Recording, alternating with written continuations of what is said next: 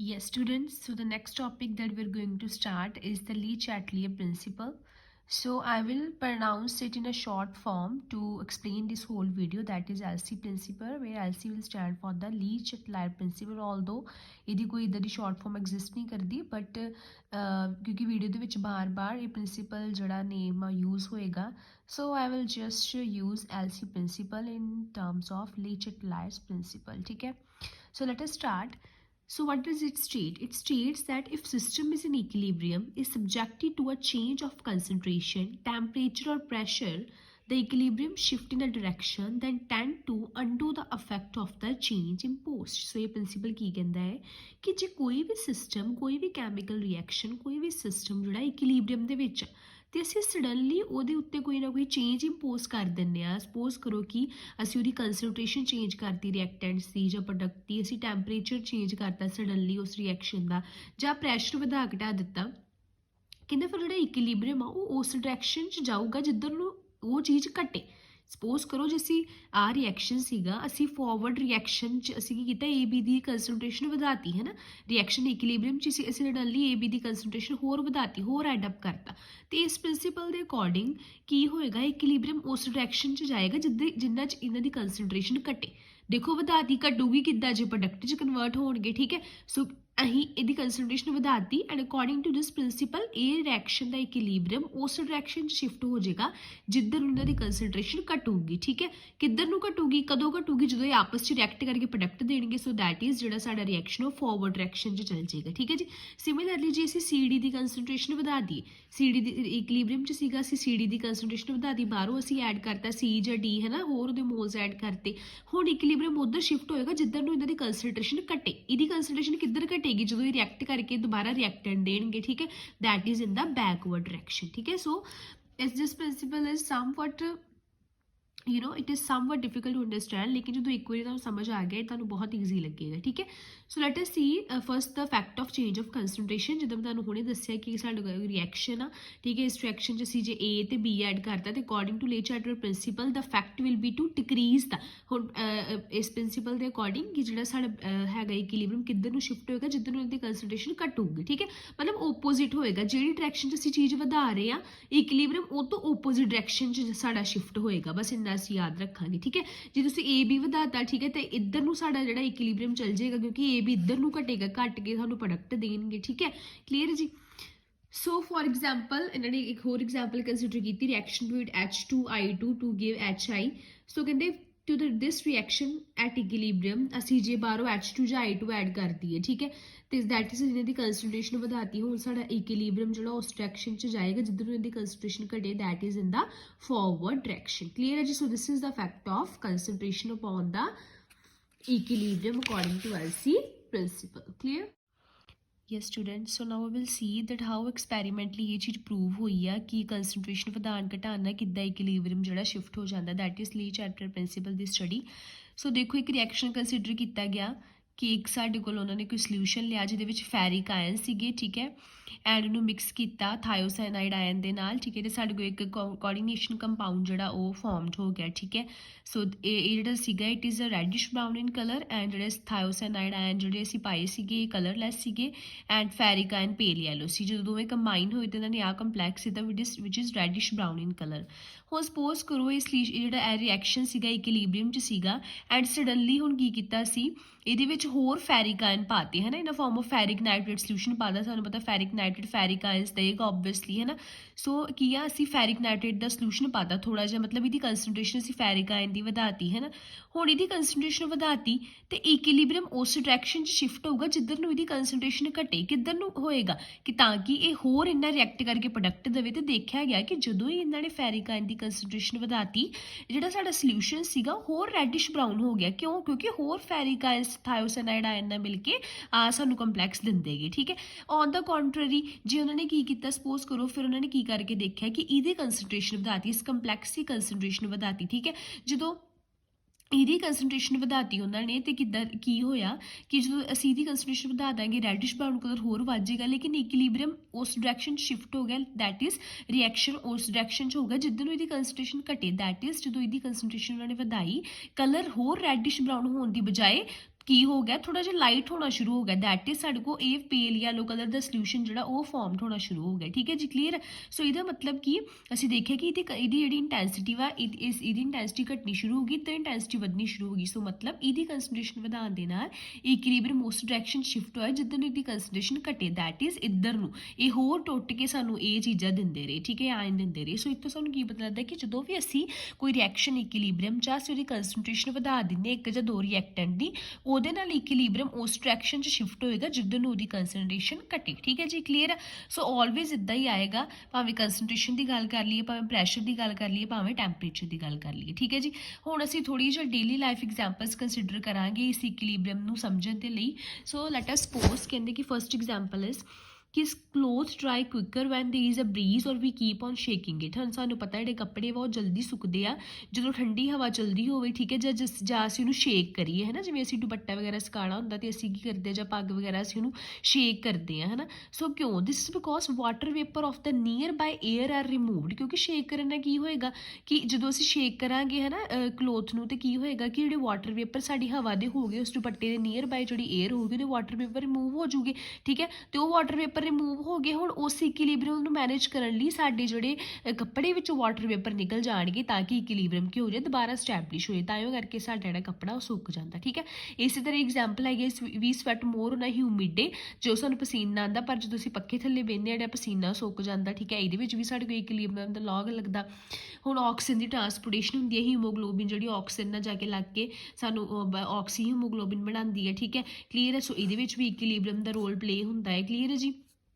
ਜਦੋਂ ਇਹਦੀ ਕੰਸੈਂਟ੍ਰੇਸ਼ਨ ਵੱਧ ਜਾਂਦੀ ਇਕੁਇਲਿਬਰੀਅਮ ਉੱਧਰ ਸ਼ਿਫਟ ਹੋ ਜਦੋਂ ਨੂੰ ਘਟੇ, दैट इज ਫਿਰ ਇਹ ਟੁੱਟ ਕੇ ਟਿਸ਼ੂਜ਼ ਵਿੱਚ ਆਕਸੀਜਨ ਟਰਾਂਸਪੋਰਟ ਕਰ ਦਿੰਦੀ ਹੈ। ਠੀਕ ਹੈ, ਸੋ ਦੇਰ ਆਰ ਸੋ ਮੈਨੀ ਐਗਜ਼ਾਮਪਲ, ਇਹਨੂੰ ਰੀਡ ਕਰਨਾ ਹੈ ਤੁਹਾਨੂੰ ਹੋਰ ਜ਼ਿਆਦਾ ਜਿਹੜੀ ਸਮਝ ਆਏਗੀ about the equilibrium. Now will study the effect of change of temperature, ਕਿ ਟੈਂਪਰੇਚਰ ਦਾ ਕੀ ਇਫੈਕਟ ਹੁੰਦਾ ਵਾ ਜਦੋਂ ਅਸੀਂ ਸਡਨਲੀ ਕਿਸੇ ਰਿਐਕਸ਼ਨ ਦਾ ਟੈਂਪਰੇਚਰ ਵਧਾ ਦਈਏ ਜਾਂ ਘਟਾ ਦਈਏ। ਠੀਕ ਹੈ, so the change of temperature alters the state of equilibrium following these reactions. Obviously reaction ਜੇ ਤੇ ਟੈਂਪਰੇਚਰ ਕੌਨਸਟੈਂਟ ਆ ਫਿਰ ਤੇ ਕੋਈ ਇਫੈਕਟ ਨਹੀਂ ਹੋਏਗਾ, ਲੇਕਿਨ ਜੇ ਕੋਈ ਰਿਐਕਸ਼ਨ ਐਕਸੋਥਰਮਿਕ ਆ ਜਾਂ ਐਂਡੋਥਰਮਿਕ ਆ, ਉਹਨਾਂ ਰਿਐਕਸ਼ਨ ਦੇ ਵਿੱਚ ਅਸੀਂ ਟੈਂਪਰੇਚਰ ਵਧਾ ਘਟਾ ਦਿੰਦੇ ਤੇ ਕੀ ਫਰਕ ਪੈਂਦਾ ਹੈ। ਠੀਕ ਹੈ, ਸੋ ਸਪੋਜ਼ ਕਰੋ ਸਾਡੇ ਕੋਲ ਐਕਸੋਥਰਮਿਕ ਰਿਐਕਸ਼ਨ ਆ, ਜੋ ਸਾਡੇ ਕੋਲ ਨਾਈਟ੍ਰੋਜਨ ਤੇ ਹਾਈਡਰੋਜਨ ਮਿਲਦੇ, ਅਮੋਨੀਆ ਦੀ ਜਿਹੜੀ ਫਾਰਮੇਸ਼ਨ ਹੁੰਦੀ ਹੈ, ਦਿਸ ਰਿਐਕਸ਼ਨ ਇਜ਼ ਐਕਸੋਥਰਮਿਕ। ਠੀਕ ਹੈ, दैट इज ਫਾਰਵਰਡ ਰਿਐਕਸ਼ਨ ਐਕਸੋਥਰਮਿਕ ਆ, ਜੋ ਦੋਵੇਂ ਰਿਐਕਟ ਕਰੂਗੇ ਹੀਟ ਬਾਹਰ ਨੂੰ ਨਿਕਲ ਰਹੀ ਸੀ, ਇਹਦਾ ਮਤਲਬ ਇਕੁਇਲਿਬਰੀਅਮ ਉੱਧਰ ਨੂੰ ਸ਼ਿਫਟ ਹੋਏਗਾ ਜਿੱਧਰ ਨੂੰ ਹੁਣ ਹੀਟ ਜਿਹੜੀ ਆ ਅਬਜ਼ੌਰਬ ਹੋਵੇ, that is backward reaction. That is ਜੇ ਫਾਰਵਰਡ ਰਿਐਕਸ਼ਨ ਐਕਸੋਥਰਮਿਕ ਹੈ ਤੇ ਬੈਕਵਰਡ ਕੀ ਹੋਏਗਾ, ਐਂਡੋਥਰਮਿਕ। ਠੀਕ ਹੈ,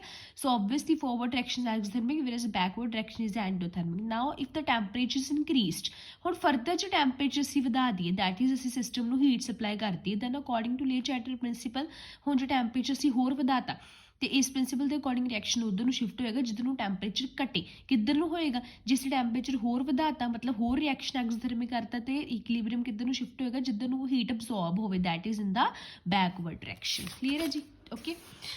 ਸੋ this is about this example. ਇੱਕ ਹੋਰ ਐਗਜ਼ਾਮਪਲ ਕੰਸੀਡਰ ਕੀਤੀ, ਇਹਨੂੰ ਵੀ ਤੁਸੀਂ ਪੜ੍ਹ ਲੈਣਾ। ਕਲੀਅਰ ਹੈ ਜੀ। ਸੋ ਨੈਕਸਟ ਅਸੀਂ ਇਹਦਾ ਵੀ ਹੁਣ ਲੈਬੋਰਟਰੀ ਐਕਸਪੈਰੀਮੈਂਟ ਕਰਾਂਗੇ ਟੈਂਪਰੇਚਰ ਦੇ ਇਫੈਕਟ ਨੂੰ ਸਮਝਣ ਲਈ। ਸੋ ਕੀ ਸੀਗਾ, NO2 ਦੀ ਫਾਰਮੇਸ਼ਨ, NO2 ਮੋਲੀਕਿਊਲਸ ਕੰਬਾਈਨ ਕਰ ਰਹੇ ਆ ਤੇ N2O4 ਸਾਨੂੰ ਦੇ ਰਿਹਾ which is colourless and this reaction is exothermic. ਠੀਕ ਹੈ, ਹੁਣ ਇਹਨੂੰ ਸਮਝਣ ਲਈ ਅਸੀਂ ਕੀ ਕੀਤਾ, ਉਹਨਾਂ ਨੇ 3 ਬੀਕਰਸ ਲਈ। ਠੀਕ ਹੈ, 3 ਬੀਕਰਸ ਅਸੀਂ ਕੰਸੀਡਰ ਕਰਾਂਗੇ। ਠੀਕ ਹੈ, ਇੱਕ ਵਿੱਚ ਅਸੀਂ freezing mixture that is ice cubes ਰੱਖਾਂਗੇ, ਦੂਜੇ ਵਿੱਚ ਅਸੀਂ ਹੌਟ ਵਾਟਰ ਰੱਖਿਆ ਹੋਇਆ ਹੈ। ਠੀਕ ਹੈ,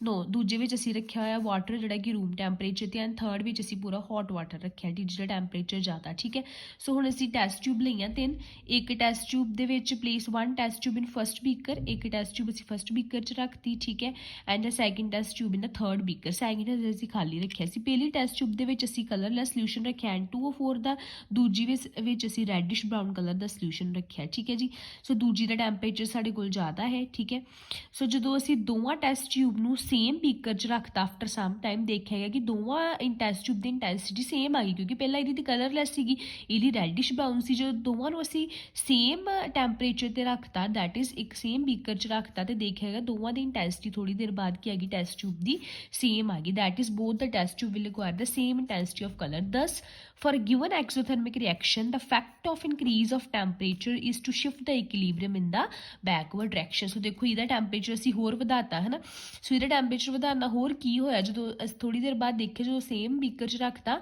ਤੇ equilibrium backward direction 'ਚ shift ਹੋ ਗਿਆ, that is ਦੋਵਾਂ ਦਾ ਕਲਰ ਕੀ ਹੋ ਗਿਆ almost same, ਠੀਕ ਹੈ। ਸੋ ਅਸੀਂ ਕਹਿ ਸਕਦੇ ਹਾਂ ਕਿ ਜਿਹੜੇ exothermic reactions ਹੋਣਗੇ ਉਹ ਹਮੇਸ਼ਾ ਉਦੋਂ ਹੀ possible ਹੈ ਜੇ temperature low ਰੱਖਾਂਗੇ, ਕਿਉਂਕਿ ਜੇ ਅਸੀਂ ਹੋਰ temperature ਵਧਾਈ ਜਾਵਾਂਗੇ ਤੇ backward reaction ਹੋਣਾ ਸ਼ੁਰੂ ਹੋ ਜਾਣਾ ਹੈ ਨਾ। ਸੋ ਉਹ ਜਦੋਂ ਓਬਵੀਅਸਲੀ ਜੇ ਰਿਐਕਸ਼ਨ ਆਲਰੇਡੀ ਐਕਜ਼ੋਥਰਮਿਕ ਆ ਲੇਕਿਨ ਅਸੀਂ ਟੈਂਪਰੇਚਰ ਹੋਰ ਵਧਾ ਦਾਂਗੇ ਤੇ ਫਿਰ ਉਹ ਹੋਰ ਜ਼ਿਆਦਾ ਬੈਕਵਰਡ ਜਾਏਗਾ, ਠੀਕ ਹੈ। ਇਸ ਕਰਕੇ ਜਿਹੜੇ ਵੀ ਰਿਐਕਸ਼ਨ ਐਕਜ਼ੋਥਰਮਿਕ ਹੁੰਦੇ ਆ, ਠੀਕ ਹੈ, ਇਨ ਕੈਮਿਸਟਰੀ ਉਹਨਾਂ ਨੂੰ ਹਮੇਸ਼ਾ ਲੋ ਟੈਂਪਰੇਚਰ ਤੇ ਕੈਰੀ ਕੀਤਾ ਜਾਂਦਾ ਵਾ ਤੇ ਜਿਹੜੇ ਐਂਡੋਥਰਮਿਕ ਹੁੰਦੇ ਉਹਨਾਂ ਨੂੰ ਹਾਈ ਟੈਂਪਰੇਚਰ ਤੇ ਕੈਰੀ ਕੀਤਾ ਜਾਂਦਾ। ਕਲੀਅਰ ਹੈ ਜੀ, ਠੀਕ ਹੈ।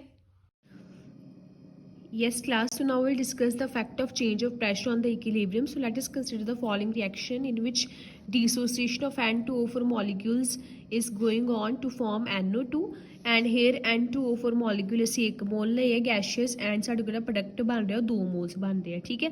ਸੋ ਅਸੀਂ ਦੇਖਾਂਗੇ ਕਿ ਜਦੋਂ ਅਸੀਂ ਇਸ ਰਿਐਕਸ਼ਨ ਦਾ ਪ੍ਰੈਸ਼ਰ ਵਧਾਵਾਂਗੇ ਜਾਂ ਘਟਾਵਾਂਗੇ ਤੇ ਇਕੁਇਲਿਬਰੀਅਮ ਕਿਸ ਡਾਇਰੈਕਸ਼ਨ 'ਚ ਸ਼ਿਫਟ ਹੋਏਗਾ। ਹੁਣ ਦੇਖੋ ਬੇਟਾ ਅਸੀਂ ਦੇਖ ਰਹੇ ਹਾਂ ਫਰੋਮ ਰਿਐਕਟੈਂਟ ਟੂ ਪ੍ਰੋਡਕਟ ਸਾਡੇ ਕੋਲ ਨੰਬਰ ਆਫ ਮੋਲਸ ਵੱਧ ਰਹੇ ਆ, ਹੈ ਨਾ, ਤੇ ਸਾਨੂੰ ਪਤਾ ਜਿੰਨੇ ਕਿਸੇ ਗੈਸ ਦੇ ਨੰਬਰ ਆਫ ਮੋਲਸ ਵੱਧ ਜਾਣ ਇਹਦਾ ਮਤਲਬ ਉਹਦਾ ਪ੍ਰੈਸ਼ਰ ਓਨਾ ਹੀ ਵਧੇਗਾ, ਠੀਕ ਹੈ। ਸੋ ਇਹਦਾ ਮਤਲਬ ਜੇ ਅਸੀਂ ਇਸ ਰਿਐਕਸ਼ਨ ਦਾ ਪ੍ਰੈਸ਼ਰ ਘਟਾ ਦਾਂਗੇ, ਜਿਵੇਂ ਅਸੀਂ ਰਿਐਕਟੈਂਟ ਸਾਈਡ ਪ੍ਰੈਸ਼ਰ ਘਟਾਤਾ ਹੈ ਨਾ, ਤੇ ਇਕੁਇਲਿਬਰੀਅਮ ਉਧਰ ਨੂੰ ਸ਼ਿਫਟ ਹੋਏਗਾ ਜਿੱਧਰ ਨੂੰ ਪ੍ਰੈਸ਼ਰ ਵਧੇ, ਇਹਦਾ ਮਤਲਬ ਇੱਧਰ ਨੂੰ ਮੋਲਸ ਵੱਧ ਰਹੇ ਆ ਤੇ ਪ੍ਰੈਸ਼ਰ ਵਧੇਗਾ। ਤੁਸੀਂ ਯਾਦ ਰੱਖਣਾ ਹੈ ਕਿ ਜਿੰਨਾ ਸਾਡੇ ਕੋਲ ਜਿਹੜਾ ਪ੍ਰੈਸ਼ਰ ਹੋਏਗਾ it will be directly proportional to the number of moles, ਠੀਕ ਹੈ।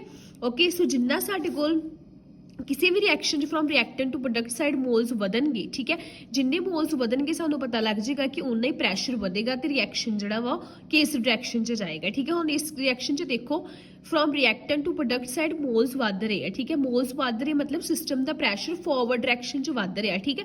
ਇਹਦਾ ਮਤਲਬ ਜੇ ਅਸੀਂ ਇਸ ਰਿਐਕਸ਼ਨ ਨੂੰ ਰਿਐਕਟੈਂਟਸ ਨੂੰ ਘੱਟ ਪ੍ਰੈਸ਼ਰ ਦੇ ਰਹੇ ਹਾਂ then equilibrium is shifting in a direction in which pressure increases, that is in the forward direction. So ਇਹਦਾ ਮਤਲਬ ਕਿ ਇਹ ਰਿਐਕਸ਼ਨ ਉਦੋਂ ਹੀ ਪੋਸੀਬਲ ਹੋਏਗਾ ਜਦੋਂ ਅਸੀਂ ਇਹਦਾ ਪ੍ਰੈਸ਼ਰ ਘੱਟ ਰੱਖਾਂਗੇ, ਕਿਉਂਕਿ ਪ੍ਰੈਸ਼ਰ ਘੱਟ ਰੱਖਾਂਗੇ ਤੇ ਇਕੁਇਲਿਬਰੀਅਮ ਉਸ ਡਾਇਰੈਕਸ਼ਨ 'ਚ ਜਾਏਗਾ ਜਿੱਧਰ ਨੂੰ ਪ੍ਰੈਸ਼ਰ ਵਧੇ, that is in the forward direction. ਤੇ ਔਨ ਦਾ ਕੰਟਰਰੀ ਜੇ ਅਸੀਂ ਬੈਕਵਰਡ ਡਾਇਰੈਕਸ਼ਨ ਦੀ ਗੱਲ ਕਰੀਏ 2 ਮੋਲਸ ਤੋਂ 1 ਮੋਲ ਸਾਡੇ ਕੋਲ ਬਣ ਰਹੇ ਹੈ ਨਾ, ਤੇ ਜੇ ਅਸੀਂ ਇਹਦਾ ਪ੍ਰੈਸ਼ਰ ਵਧਾ ਦਈਏ, ਅਸੀਂ ਰਿਐਕਟੈਂਟ ਸਾਈਡ ਤੇ ਪ੍ਰੈਸ਼ਰ ਵਧਾਤਾ, ਹੁਣ ਇਕੁਇਲਿਬਰੀਅਮ ਉਸ ਸਾਈਡ ਸ਼ਿਫਟ ਹੋਊਗਾ ਜਿੱਧਰ ਨੂੰ ਪ੍ਰੈਸ਼ਰ ਘਟੇ, ਤੇ ਕਿੱਧਰ ਨੂੰ ਪ੍ਰੈਸ਼ਰ ਘਟ ਰਿਹਾ, ਬੈਕਵਰਡ ਡਾਇਰੈਕਸ਼ਨ 'ਚ ਘਟ ਰਿਹਾ ਨਾ, ਕਿਉਂਕਿ ਬੈਕਵਰਡ ਡਾਇਰੈਕਸ਼ਨ ਦੇ ਵਿੱਚ ਮੋਲਸ ਘਟ ਰਹੇ, ਠੀਕ ਹੈ। ਸੋ ਇਸ ਤਰੀਕੇ ਦੇ ਨਾਲ ਅਸੀਂ ਕਿਸੇ ਵੀ ਰਿਐਕਸ਼ਨ ਦਾ ਜਿਹੜਾ ਦੱਸ ਸਕਦੇ ਕਿ ਉਹ ਘੱਟ ਪ੍ਰੈਸ਼ਰ ਤੇ ਹੋਏਗੀ ਜਾਂ ਜ਼ਿਆਦਾ ਪ੍ਰੈਸ਼ਰ ਤੇ ਹੋਏਗੀ, ਠੀਕ ਹੈ। Yes, now we will consider the another example, that is formation of ammonia and 2 molecules are combining and hydrogen molecules are combining to give the formation of ammonia and ਇੱਥੇ ਤੁਸੀਂ ਦੇਖ ਸਕਦੇ ਹੋ reactant ਅਸੀਂ total 4 moles ਲਏ ਆ ਤੇ product 2 moles ਲਏ ਆ, ਮਤਲਬ reactant to ਪ੍ਰੋਡਕਟਸ ਜਾਂਦੇ ਸਾਡੇ ਕੋਲ ਮੋਲਸ ਘਟ ਰਹੇ ਆ, ਮੋਲਸ ਘਟ ਰਹੇ ਆ ਮਤਲਬ ਇਹ ਰਿਐਕਸ਼ਨ ਉਦੋਂ ਪੋਸੀਬਲ ਜਦੋਂ ਸਾਡੇ ਕੋਲ ਪ੍ਰੈਸ਼ਰ ਵੀ ਕੀ ਹੋਏਗਾ ਘੱਟ।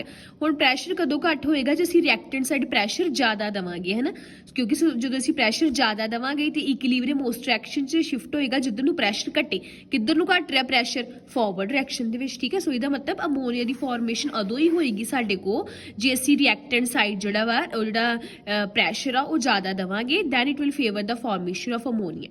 ਕਲੀਅਰ ਹੈ ਜੀ, ਤੇ ਕਿਉਂਕਿ ਜੇ ਅਸੀਂ ਪ੍ਰੈਸ਼ਰ ਘਟਾਵਾਂਗੇ ਤੇ ਇਕੁਇਲਿਬਰੀਅਮ ਉਸ ਸਾਈਡ ਜਾਏਗਾ ਜਿੱਧਰ ਨੂੰ ਪ੍ਰੈਸ਼ਰ ਵਧੇ, ਤੇ ਪ੍ਰੈਸ਼ਰ ਕਿੱਧਰ ਨੂੰ ਵੱਧ ਰਿਹਾ ਬੈਕਵਰਡ ਡਾਇਰੈਕਸ਼ਨ ਦੇ ਵਿੱਚ। ਇਸ ਕਰਕੇ ਜਦੋਂ ਵੀ ਅਮੋਨੀਆ ਮੋਲੀਕੂਲ ਦੀ ਫਾਰਮੇਸ਼ਨ ਕਰਦੇ ਆ ਐਕਸਪੈਰੀਮੈਂਟਲੀ ਥਰੂ ਹੈਬਰ ਪ੍ਰੋਸੈਸ ਕੀ ਦੇਖਿਆ ਜਾਂਦਾ ਕਿ ਜਿਹੜਾ ਪ੍ਰੈਸ਼ਰ ਵਾ ਉਹ ਜ਼ਿਆਦਾ ਦਿੱਤਾ ਜਾਂਦਾ, ਇੱਕ ਫਿਕਸ ਵੈਲਿਊ ਪ੍ਰੈਸ਼ਰ ਦੀ ਦਿੱਤੀ ਜਾਂਦੀ, ਉਹਦੇ ਤੇ ਹੀ ਰਿਐਕਸ਼ਨ ਜਿਹੜਾ ਉਹ ਪੋਸੀਬਲ ਹੋ ਸਕਦਾ, ਠੀਕ ਹੈ ਜੀ। ਕਲੀਅਰ। ਸੋ ਇਦਾਂ ਅਸੀਂ ਕਿਸੇ ਵੀ ਰਿਐਕਸ਼ਨ ਦੇ ਮੋਲਸ ਤੋਂ from reactant to product side ਦੇਖ ਸਕਦੇ ਹਾਂ ਕਿ ਉਹ ਰਿਐਕਸ਼ਨ ਜਿਹੜਾ ਵਾ ਉਹ ਫਾਰਵਰਡ ਡਾਇਰੈਕਸ਼ਨ ਦੇ ਵਿੱਚ ਕਿੱਦਾਂ ਪੋਸੀਬਲ ਹੋ ਸਕਦਾ ਵਾ, ਕਿ ਕਿੱਦਾਂ ਅਸੀਂ ਪ੍ਰੈਸ਼ਰ ਘਟਾਈਏ ਜਾਂ ਵਧਾਈਏ, ਕਦੋਂ ਸਾਡੇ ਕੋਲ ਰਿਐਕਸ਼ਨ ਜਿਹੜਾ ਉਹ ਫਾਰਵਰਡ ਡਾਇਰੈਕਸ਼ਨ ਦੇ ਵਿੱਚ ਪੋਸੀਬਲ ਹੋਏਗਾ। ਕਲੀਅਰ ਹੈ ਜੀ। So this is all about the Lechatner principle. Now we'll see some applications. ਮੈਂ ਤੁਹਾਨੂੰ ਇਹਦੇ ਵਿੱਚ 1-2 ਐਗਜ਼ਾਮਪਲਸ ਹੀ ਕਰਾਵਾਂਗੀ। ਹੁਣ ਦੇਖੋ ਸਭ ਤੋਂ ਪਹਿਲਾਂ ਆ ਗਿਆ ਕਿ ਕਹਿੰਦੇ ਕਿ Lechatner principle it is very useful in predicting the condition ਕਿ ਕੋਈ ਵੀ ਸਾਡੇ ਕੋਲ ਰਿਐਕਸ਼ਨ ਇਕੁਇਲਿਬਰੀਅਮ ਦੇ ਵਿੱਚ ਆ ਉਹ ਕਿਹੜੀ ਕੰਡੀਸ਼ਨ ਤੇ ਹੋਏਗੀ, ਕਿਹੜੇ ਟੈਂਪਰੇਚਰ ਤੇ ਹੋਏਗੀ, ਕਿਹੜੇ ਪ੍ਰੈਸ਼ਰ ਤੇ ਹੋਏਗੀ, ਕਿੰਨੀ ਕੰਸੈਂਟ੍ਰੇਸ਼ਨ ਤੇ ਹੋਏਗੀ, ਅਸੀਂ ਹੁਣੇ ਦੇਖਿਆ ਉਹ ਅਸੀਂ ਸਾਰੀਆਂ ਪ੍ਰੈਡਿਕਟ ਕਰ ਸਕਦੇ ਹਾਂ, ਠੀਕ ਹੈ। ਸੋ ਫੋਰ ਐਗਜ਼ਾਮਪਲ ਕਹਿੰਦੇ ਜੋ ਸਾਡੇ ਕੋਲ ਅਮੋਨੀਆ ਦੀ ਫਾਰਮੇਸ਼ਨ ਹੁੰਦੀ ਹੈ ਵਾਇਆ ਹੈਬਰ ਪ੍ਰੋਸੈਸ, ਤੇ ਸਾਡੇ ਕੋਲ ਅਸੀਂ ਪੂਰਾ ਦੱਸ ਸਕਦੇ ਸਾਡੇ ਕੋਲ ਫਿਕਸ ਟੈਂਪਰੇਚਰ ਹੋਣਾ ਚਾਹੀਦਾ ਹੈ, ਫਿਕਸ ਪ੍ਰੈਸ਼ਰ ਵੈਲਿਊ ਹੋਣੀ ਚਾਹੀਦੀ ਹੈ, ਠੀਕ ਹੈ, ਫੇਰ ਹੀ ਸਾਡੇ ਕੋਲ ਜਿਹੜਾ ਰਿਐਕਸ਼ਨ ਪੋਸੀਬਲ ਪੋਸੀਬਲ ਹੋਏਗਾ। ਠੀਕ ਹੈ, ਕਿਉਂਕਿ ਸਾਨੂੰ ਪਤਾ ਹੈ ਰਿਐਕਸ਼ਨ ਕੀ ਹੈ ਇਕੁਇਲਿਬਰੀਅਮ ਦੇ ਵਿੱਚ, and also it is a exothermic reaction. So let us see the effect of temperature.